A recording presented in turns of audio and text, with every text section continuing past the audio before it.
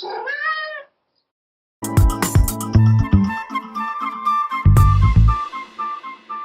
name's Tony Buckmaster. I'm the leader of the education program for previously the Invasive Animals Cooperative Research Centre and now the Centre for Invasive Species Solutions.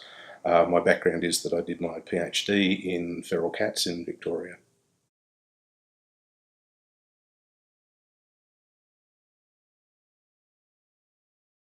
It's a broad question, that one. Feral cat impacts on native wildlife are wide-ranging. We have predation, which is the standard impact that cats have on wildlife, and they can cause detriment to populations. We know there's about 400 species of native animals that appear in the cat's diets, but just because they appear in the diet doesn't mean that the cats are actually having an impact on that population at a population level.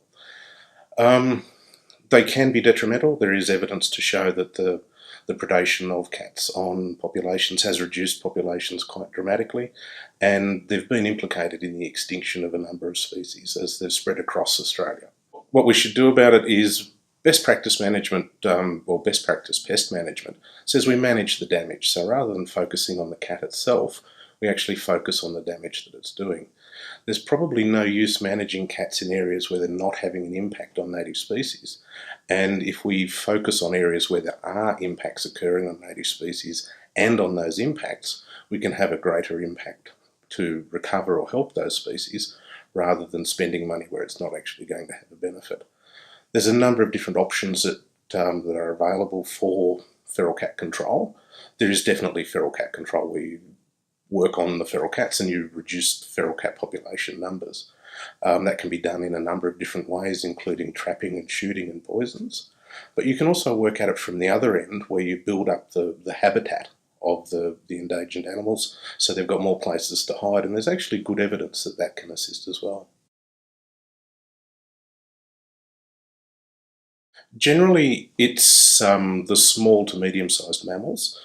There's, as I said before, there's about 400 species that appear in the cat's diet, so that's including birds as well, and reptiles, and amphibians. But generally it's the small and medium-sized mammals. Cats can also impact upon larger mammals, but not directly on the larger mammals, but on the juveniles of those species. So, and it also depends on where the cats are as to where they have a greater impact. So, for example, in the western regions, it's more likely that the impact will be on reptiles, whereas in more temperate regions, it's more likely that the impact will be on mammals.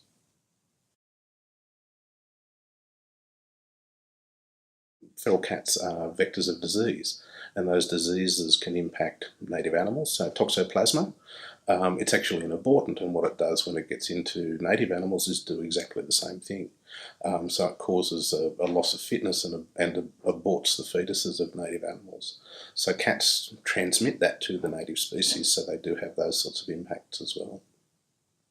They also have big impacts on reintroduction, so there's been a lot of reintroductions that have failed because of impacts by feral cats. Rufous hair wallaby in Central Australia.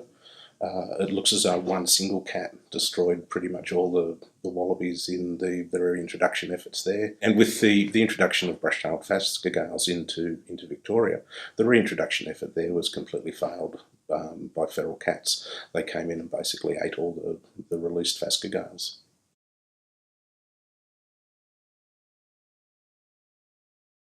The main project that I've worked on was my PhD. It was 5 years worth of research in the tall forests of Victoria, looking at the ecology and habitat use by feral cats. So a lot of work had been done in areas such as arid zones in Central Australia and in temperate zones, but very little work had been done in tall forest areas.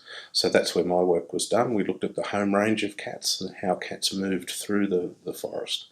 One of the things that was really fortunate for the timing of my research was the introduction of GPS collars, whereas before you had to radio track animals and you had very few data points that you could work on.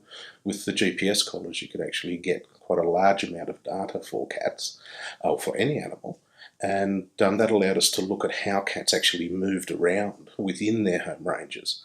And what we found was that they've actually adopted a near perfect foraging strategy, where they do lots of small movements looking for prey, but then they'll do a large movement away to another area where prey haven't seen the cat for a little while, and then start looking there and do the same sort of movements.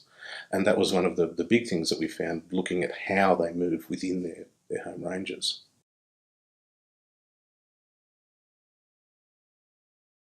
That's actually an interesting one. Feral cats, or cats in particular, are a unique species because they're actually very dichotomous. They're a much loved family pet, but they're also a much reviled predator. The domestic cat and the feral cat are exactly the same species, so whatever we do to a feral cat, a domestic cat is going to be susceptible to that sort of control method as well. And that pretty much rules out a lot of biological controls that would be able to be used. So for example, with rabbits we have myxomatosis and rabbit calicivirus. We won't be able to use those sorts of things for feral cats because it would impact on the pet cats. And there's also none that are currently available. There's probably some really good work going to come out of CRISPR technology that may be able to assist with feral cat populations. But I also think there's going to be a lot more community engagement and community involvement, particularly when it comes to domestic feral cat interactions and the predation by feral cats on native animals as well. So engaging the community and looking at their behaviours and being able to modify people's behaviours and get people to see the reason for containing cats, or for not having non-desexed cats, is going to be a big part of the research into the future.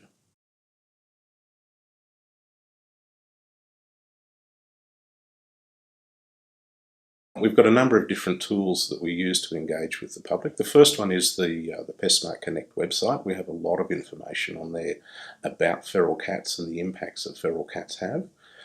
We also have research projects going on engaging with members of the community about cats and their impacts.